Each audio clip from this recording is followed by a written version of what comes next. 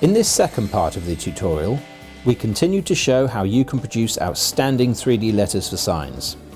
It's fairly labour intensive, but the results can be stunning. First, the PE film is removed from a previously fret-cut Acrylic letter. Then the edges are rebated to approximately 1/3 of the thickness of the sheet. Strips of the Acrylic are then cut on a circular table saw to make the returns for the letter.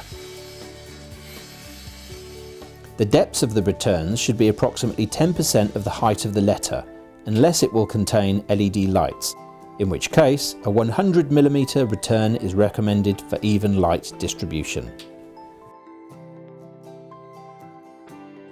For the curved part of the letter, a piece of string or other flexible material is used to measure the length of the returns. The point where the curve begins is marked. Then that part of the strip is gently heated using a heat gun until the material reaches its softening point. The strip can then be formed around the edge of the cut-out letter and will cool and harden in the correct shape in a few seconds.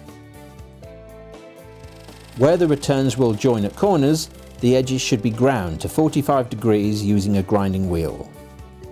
Once this is done, the letter can be assembled.